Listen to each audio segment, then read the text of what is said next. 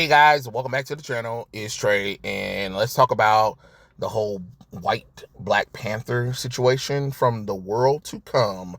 Yes, that's right, the world to come. The death of the kings. So it kind of opens up the Republican of Wakanda 16 years after the world to come, right? And you see a woman who asks, can she approaches the king? And they talk, and he was like, you may approach. And he states that the ancient souls has much to answer for. Now, beloved, take my hand, hear the chimes of the echo sweetly. And then he kind of dies. And then she was like, Spinelio, right? So now we jump into this like moment where um it it looks like there's an attack, right? And these mysterious three figures come out, and they were like, the safety of your weapons and law them to the ground. There will be no second warning. Summon your leader. His presence is demanded by the Dora Milaje. So the Dora Milaje comes to stop whatever's going on in this city. Then we jump to the sovereign nation of Minis, 16 years after the world to come. I know why you've come. And then the Dora Milaje was like, well, if you know what's going on, then you know why we're here. And he's like, my army will never surrender. Surrender is unnecessary. Try to remember the war that they ended long ago, which is exactly what you would like me to believe. And then she basically says, we have been sent to inform you the king has passed and it's time to come home. He was like, I am home. He was like, the only home I have besides, he's not dead. He's never dead. Remember the last time he was dead? He wasn't dead then either. And that is a lie. And you reprimand me, reminding you of the story thus far. And then we jump to Warrior Falls, the Republican of Wakanda, 8 years before the world to come. So we see Black Panther, and he's fighting another Black Panther, right? With the cheetah, with the tiger print wrap around him. He's basically stating that T'Challa, your king, was getting too old for these routine tribal challenges, but that was the rule. Leadership, the most advanced civilization on Earth, built around a mountain of the most powerful metal on planet, was routinely decided by whoever had the best right cross. Decades before the king had granted Wakanda self-rule, it was given a nuclear launch code. It's like giving a nuclear launch code to your crazy aunt. It would be generations for people to be accustomed to tribalism, to nature enough to govern themselves. The king knew that, so he kept this ridiculous game of tribal challenge. Paper covers. Cebu, enough boy, yield, never. And then he basically, Black Panther tells the clerics that this is enough. I've beaten him. And it was like, you do not have a say, my king. You are king, but you are no longer sovereign, my lord. The people have spoken, and the challenge will continue. And see, and that's been my problem right there, where we have these things like, we're having stories where Black Panther is the king of Wakanda, right? And yet the Wakandan people are telling him no when it comes to decisions that he says, or when he states a command. No, we are not sovereign to you. You might be king, but you do not command us when it comes to certain things. Like, what the fuck? I never quite understood why they do that to Black Panther nowadays. And he was like, the boy lacks a standing of the issues of this challenge. You priests violate your own ways. And then, of course, Black Panther kind of knocks the child down when he tries to attack him again, and kind of knocks him off the river bed. So then he jumps down to go and get him. And then, of course, we jump Wakanda City, the kingdom of Wakanda, 24 years before the world to come. And then it talks about how he married Storm, and then how she had died in the race war, and Wakanda erected a temple to honor her. And Wakanda's mother, I mean, not Wakanda's mother, but T'Challa's mother comes around and tell, like, I kind of would love for you to kind of like finally find a wife, and I would love to have an heir to the throne. Um, you know, she was like, yes. He was like, well, he was like, yeah, you married my father. And then she was like, yes. And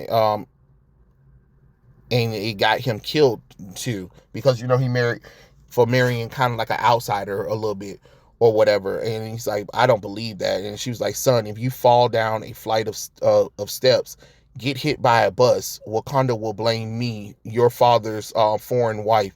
They already believe I sent you to America to those Avengers. Mother, not this again. She's like, it's unnecessary risk, T'Challa, but if you die, Wakanda's resources and technology could fall into the wrong hands, and that will be a risk for the entire planet, son. You need an heir, and I wouldn't mind having a grandson. Paris, 26 years before the world to come. Ironically, in order to have a kid acceptable to all the tribes, the king had to select a wife from none of them. Monica Lanines was a New York jazz singer. Um, and she and the king had been engaged to be married when he was, of course, dumped by her. I taken years for her to finally move on with her life, Monica Masuya. And then you see him talk to Monica while she's in Paris, after getting out of the car, and then he proposes to her, and she says yes, apparently. So then we jump again back into the future of this moment. I mean, in the future, where T'Challa's dived in to grab the boy after he kicked him down the ravine. And he's like, the challenge is finished, cleric. You need to call this off. And then he's like, untrue, my lord. You are no king. You no longer, so long as your challenger still breathes. Does the challenger yield? He does. And then he was like, he does not. And then he was like, the king saves to shame me. And he's like, silence, Kimu, you are my son. And I am your tool, pawn in your war with the clerics. Where I truly your son, your soul of your soul, you would have honored me with death. That's what Kimilton is basically saying to him. He was like, it is you who are fool, who is the pawn to the priesthood. Under Wakanda's self-rule, their influences has grown. The parliament grants equals representation not to men, but tribes, which leverage political power towards uninformed villagers, and the clerics hold within their clenched fists. Really? And what of your hands, father? What or who clenched with them? He's like, only you, Kimilton, you, my only son. And he was like, I will not surrender to your ignorance. This ends now. This is my decree. Is it? Well, king, here is mine. And then he decides to attack T'Challa again. And because T'Challa didn't want to hurt his son, and then he like kind of gave him a good 2-piece combo, and then knocked him down. And before he got to like beat him up more, the priest was like, Simu, I warned you, do not interfere. He was like, the knot branch, Kimilton, conditions of the challenger states, no weapons. The king is granted the hour to recovery. So basically, he used a weapon, which he wasn't allowed to. And he was like, but clerics, you guys are blind to it. He was like, I am the scripture, and I am the one who will rule. He was like, well, who does the king bow to now? So then we jump again to where Monica is looking at the temple that's erected for Storm. And, she was like, damn, I have to look at this all the time. And then she calls for T'Challa. She's like, you sent for me. Just idly wonder, T'Challa, where's my shrine? Where will my shrine be built? If your next wife will force you to look at it, no shrine and no next wife. And I'll tear it down and destroy Aurora's image with my own hands. After, can you destroy her memory? Got anything for that? Leave the shrine, T'Challa. I'll try not to be jealous of stone when we have so much more to be happy about. The doctor confirmed it's a boy. So you see Monica, she is holding her stomach and she is pregnant with a child. And T'Challa is basically like, Hamilton, are you you are yet mere a boy who dishonors his father, unworthy father, a liar, who gave you life. You used me. He's like, never. The priests have filled you with lies. Have they, father? He was like, or have I been baptized and endowed with the truth of the righteous king, the true kings? Blame who your treacherous Lord is. This is the destiny of your doing, set in motion before I could walk, and now I am king of Wakanda. Wakanda is mine. And he removed his mask, and then bam, it is Hamilton, who looks like he's a white boy. Yep, that's it. That's it. And I know some people are like, it was probably Evans Ross's son or the white guy that was in the background. But, I also need people to remember, like I said before in the previous video about the whole Black Panther thing, y'all do realize it is possible for genetics to work like that. Like, if Monica has any white in her ancestry, if T'Challa has any white in his ancestry, it's called genetic recession. So what can happen is they can go generations. They can go generations literally, where they marry black children, black children. And if they both have something white in their family, it is a potential for the genetic code of the child that they pushed out to be fully white, but is black, and those are biologically his parents, but he happened to look white because of regressive genetics, because of his great grandparents. It's possible. And I've seen it. I've seen it. And they reported it on the news where literally a couple, a black UK couple, I believe, black as hell, black like the black as black, right? Had plenty of children, right? And then I think they went for their fifth child or whatever, and then that child turned out white.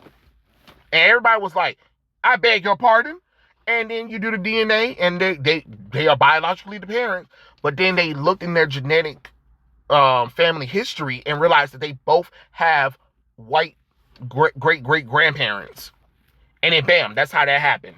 So it is possible for Hamilton to still be the biological son of T'Challa and Monica, just happens to be it's a regressive, code. And again, T'Challa has a brother who's white, Hunter. So I don't get this. I really don't understand the hatred. And honestly, this story is actually intriguing, to be honest. I want you guys to go and read it. I know I kind of like talked about the comic book, and I kind of spoiled a little bit of the comic book itself, but hey, it is what it is. It is kind of like a review anyway, and I can't wait for issue number 2. It got me interested compared to what they've been doing with Ultimate Black Panther and the Black Panther run. That's not really all that interesting, or the fact that Black Panther versus Predator, I believe, that was boring too. Like these three main Black Panther stories that they've released have not really been all that great. And then we get this story that is written by Christopher Priest, who was the one who expanded on Black Panther way more than any other writer. And now people are tripping because, there's a white Black Panther. Yes, and I believe he did it just to get us talking, because we're talking about it, right? And people went and brought it. I'm not gonna sit up here and lie and be like, I didn't buy it. I did. But I think it's really interesting. I think it's cute. So, hey, it is what it is. Tell me what you guys think in the comments below, and I'll catch you guys later. Peace out.